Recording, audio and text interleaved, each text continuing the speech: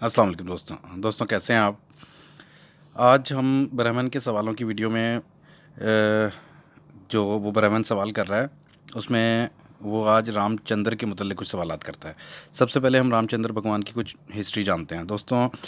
एक इलाका है ऊदिया। ऊदिया के इलाके में एक बड़े राजा दर्श की हुकूमत थी और उसकी सल्तनत की हदूद श्रीलंका तक जा मिलती थी, जैसे कि आज भी है। हिंदू मज़हब के मुताबिक जैसे भगवान ने अवतार दुनिया में जन्म लेते हैं, भगवानों के अवतार दुनिया में जन्म लेते हैं, ऐसे ही राक्षसों के भी अवतार जन्म लेते हैं। और हिंदू धर्म में राम को भी एक रावण को भी एक राक्षसी माना जाता है।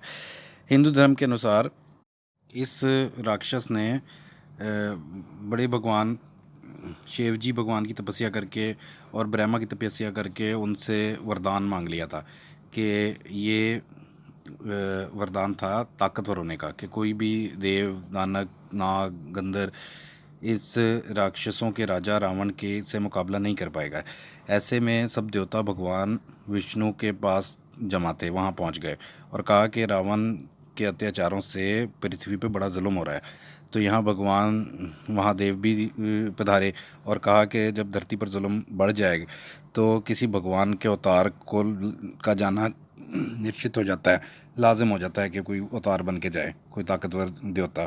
तब विष्णु ने कहा कि जो कि धरती और मानव जाति की रक्षा करने वाले भगवान कहलाते हैं, कि मैं धरती पे अवतार लूँगा।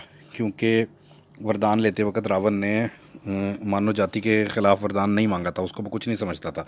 और मैं मानो यानी इंसान बन के दुनिया में अयोध्या के राजा दर्शक के घर पैदा हो जाऊँगा और रावण का नाश कर दूँगा। राजा दर्शक के घर उसकी 3 पत्नियों कैकई, कौशल्या और सुमित्रा के 4 बेटे हुए, जो थे कि राम, लक्ष्मण, भरत और शत्रुघ्न। राम, लक्ष्मण और ज़्यादा करीब थे और भरत और शत्रुघ्न जो थे ये ज़्यादा करीब थे आपस में। तो दोस्तों हुआ ये कि जिस वक़्त ये विष्णु भगवान राम के रूप में राजा दशरथ के घर में पैदा हो गए, तो उसके बाद वो जब अपनी जवानी को पहुँचे और उनकी शादी हुई सीता के साथ, तो राजा दशरथ को उनकी बीवी कैकई, जो कि राम की सौतेली माँ थी, उन्होंने मजबूर करके राम को वनवास 10 साल का वनवास दिलवा दिया और आराम से अपनी वलीअहदी छोड़कर तो अपनी बीवी को लेकर वहाँ जनूब की तरफ चले गए।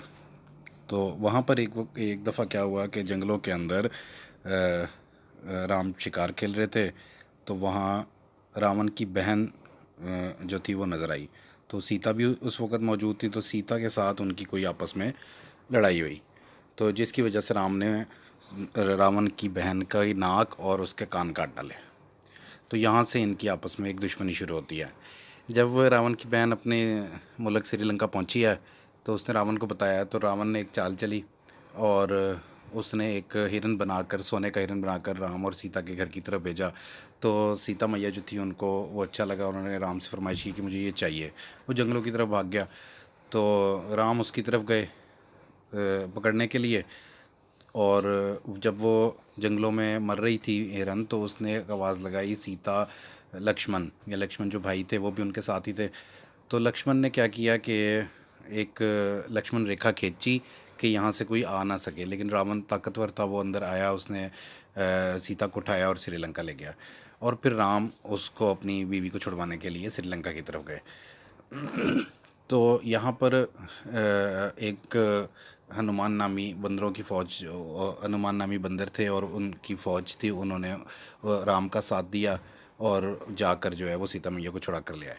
उसके बाद वनवास ख़त्म हो चुका था, तो वो जब अपने मुल्क गए हैं तो और बादशाह बने हैं, तो उन्होंने फिर सीता मैया से कहा कि अब तुम अग्नि परीक्षा दो, क्योंकि तुम रावण के पास रह के आई हो, अब तुम पवित्र नहीं रही हो।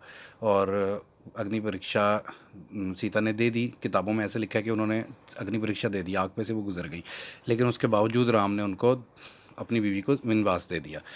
वनवास के में वो अब उनको फिर अपने मुल्क से जाना पड़ा। जी दोस्तों, ब्राह्मण ये सवाल करता है कि राम एक ताकतवर भगवान है, तो फिर उसको ये क्यों नहीं पता लगा कि उसकी बीवी को कोई उठाकर लेकर जा रहा है।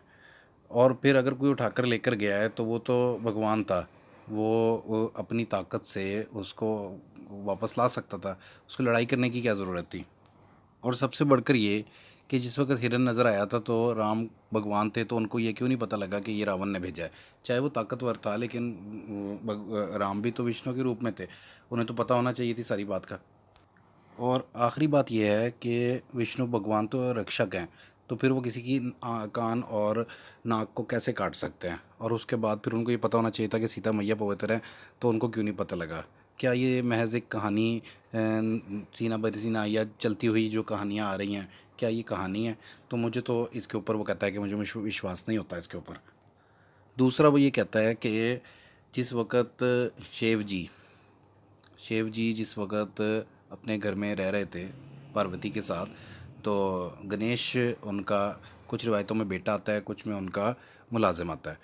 तो और कुछ रिवायतों में ये आता है कि एक मर्तबा जब देव वापस आए तो उन्होंने एक अजीब हरकत देखी कि वो पार्वती को नहाते हुए देख रहे थे। और दूसरी रिवायत में आता है कि गणेश ने शिव के साथ लड़ाई की, सॉरी देव के साथ लड़ाई की, और देव से कहा कि मैं नहीं बुलाऊंगा माँ को। तो इसमें देव ने क्या किया कि उसका गणेश का गला काट दिया। अब जब पार्वती को पता लगा, उसने ज़िद की कि मुझे तो गणेश वापस चाहिए, इसको ज़िंदा करो। तो यहाँ पर भगवान कहता है मैं मार सकता हूँ, ज़िंदा नहीं कर सकता। तो अब यहाँ पर ये कैसा भगवान है कि जो उसको ज़िंदा ही नहीं कर सकता, तो मैं उसको भगवान कैसे मानूँ। फिर वो जाकर किसी हाथी का सर लेकर आता है और गणेश पे लगता है, फिर वो ज़िंदा हो जाता है। पहले अपने सर के साथ ज़िंदा नहीं हो सकता था, अब वो हाथी के सर के साथ ज़िंदा हो जाता है।